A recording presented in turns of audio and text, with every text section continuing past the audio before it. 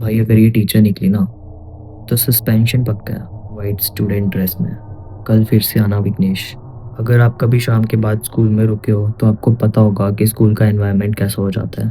दिन में वही स्कूल फुल नॉइस, बच्चे चिल्लाते हुए, टीचर्स डांट रही होती है और आप अपने फ्रेंड्स के साथ मस्ती कर रहे होते हो। लेकिन शाम के बाद वही स्कूल एक हॉरर सेट लगने लगता है। खाली कॉरिडोर्स, बंद क्लासरूम्स और हर आवाज़ डबल सुनाई देती है। और आज जो मैं आपको स्टोरी सुनाने वाला हूँ वो हमारे एक सब्सक्राइबर विघ्नेश ने भेजी है। भाई जो विघ्नेश के साथ हुआ ना, उसको सुनने के बाद मेरे भी गूज़बम्स आ गए थे। विघ्नेश दिल्ली में रहता था, 11th क्लास का स्टूडेंट, बिल्कुल नॉर्मल लड़का। सुबह स्कूल जाता था, फ्रेंड्स के साथ मस्ती करता था, लंच में समोसा शेयर करता था और घर आके फ़ोन चलाता था। Typical student life. उसका स्कूल थोड़ा अजीब था, थोड़ा पुराना स्कूल था, बट 3 फ्लोर की बिल्डिंग थी और सबसे अजीब बात, 3rd फ्लोर हमेशा बंद रहता था। एक दिन विघ्नेश ने स्कूल के इंचार्ज से पूछा कि ये फ्लोर हमेशा बंद क्यों रहता है। इंचार्ज ने सीधा जवाब नहीं दिया। उन्होंने बस एक बात बोली कि बेटा शाम के बाद वहाँ कभी मत जाना, और ये बात बोल के वो सीधा चला गया। विघ्नेश मजाक मजाक में सोच रहा था कि ये क्या फिल्मी डायलॉग देख के गया है। नेक्स्ट डे विघ्नेश ने अपने फ्रेंड राहुल को बताया।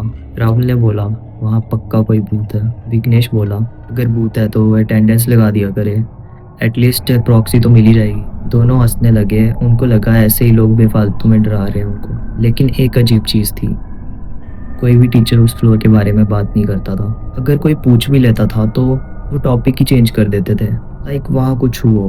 पर विघ्नेश ने ज़्यादा ध्यान नहीं दिया। उसको लगा कि ओल्ड बिल्डिंग है, मेंटेनेंस इशू होगा। पर एक दिन उसकी एक्स्ट्रा क्लास लग गई। मैथ्स के टीचर ने उनको रोक लिया। वैसे भी अगर मैथ्स का टीचर रोक ले तो बचना मुश्किल ही होता है।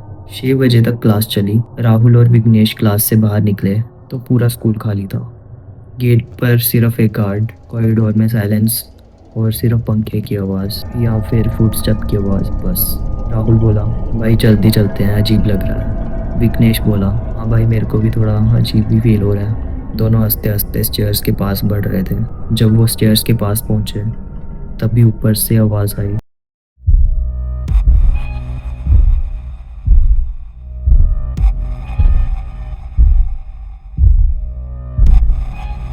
जैसे कोई चल रहा हो। दोनों रुक गए और राहुल बोला भाई ऊपर कोई है।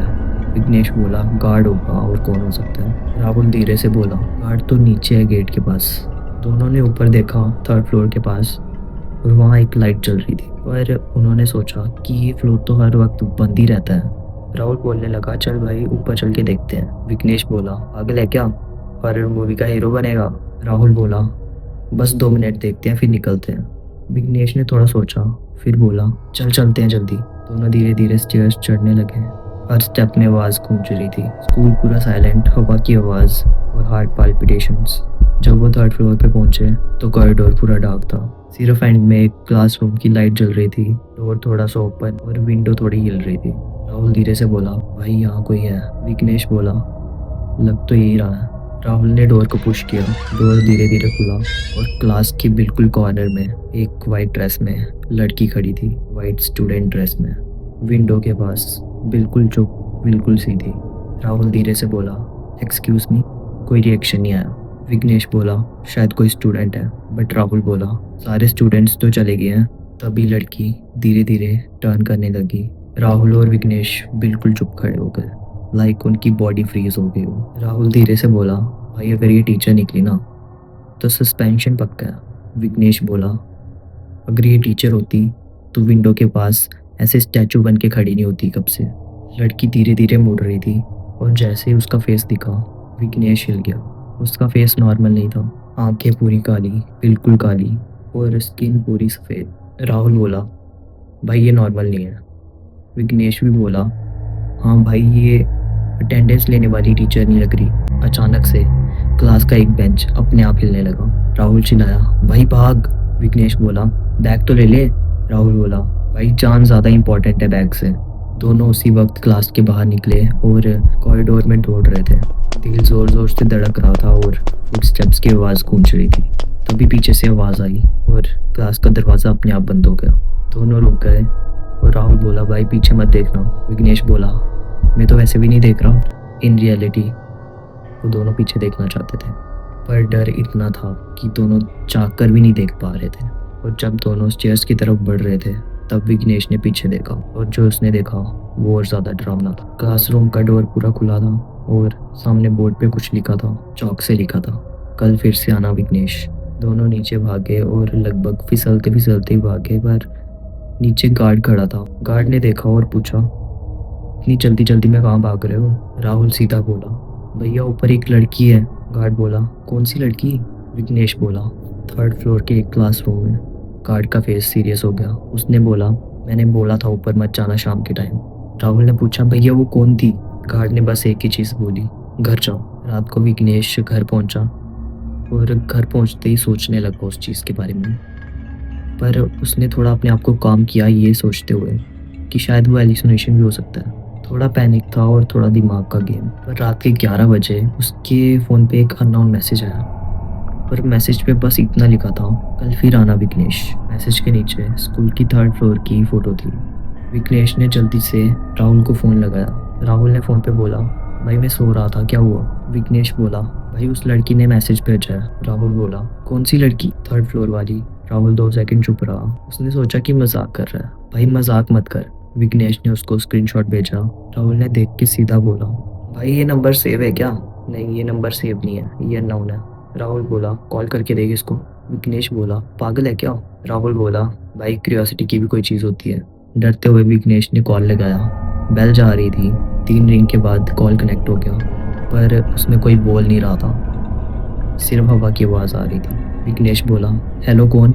सिर्फ एक लड़की की आवाज़ आई, कल फिर आना। कॉल कट हो गया। विघ्नेश ने तुरंत फ़ोन साइड पे रखा और लाइट ऑन करके सो गया। उस रात उसको बिल्कुल नींद नहीं आई। नेक्स्ट डे विघ्नेश स्कूल गया और राहुल भी डर गया हुआ था। दोनों प्रिंसिपल ऑफिस गए और सारी बात बता दी। प्रिंसिपल पहले सीरियस हो गया। उसने बोला, तुम लोग थर्ड फ्लोर में गए थे? Yes sir. प्रिंसिपल ने चेयर थोड़ी पीछे लीन की और बोला, मैंने मना किया था ना स्टूडेंट्स को मत जाना। फिर भी सर क्या बात है? प्रिंसिपल ने धीरे धीरे से बोला, 5 साल पहले स्कूल में एक लड़की पढ़ती थी और क्लास ख़त्म होने के बाद शाम को वो यहाँ पे ही सोती थी। मतलब वो यहाँ पे ही रहती थी ऑल टाइम। और एक दिन एग्ज़ाम के प्रेशर की वजह से उसने सुसाइड कर लिया। उसका नाम अनन्या था और उसने थर्ड फ्लोर से जंप कर दिया। और प्रिंसिपल ने बोला कि उस दिन के बाद से ही वहाँ पे अजीब सी चीज़ें होने लगी थी और इसलिए वो फ्लोर बंद कर रखा था, लाइक क्योंकि वहाँ पे रात को अजीब सी आवाज़ें आती थी, बोर्ड पे राइटिंग होती थी और कभी-कभी वाइट यूनिफॉर्म में वो लड़की दिखती थी। विघ्नेश, मतलब वो लड़की? प्रिंसिपल ने बोला, हाँ। प्रिंसिपल ने गार्ड को बुलाया और सीसीटीवी फुटेज चेक करवाई जो प्रीवियस डे विघ्नेश और राहुल के साथ हुआ था। वीडियो में विघ्नेश और राहुल अंदर जा रहे थे कमरे में और खिड़की के पास एक लड़की खड़ी थी और तभी वो दोनों भाग गए। लेकिन एक अजीब चीज़ थी उसमें। राहुल तो उस फुटेज में दिख रहा था लेकिन विघ्नेश उस लड़की के बिल्कुल पास खड़ा था, जैसे वो उससे बात कर रहा हो। राहुल शॉक में, भाई तू उसके पास क्या कर रहा था?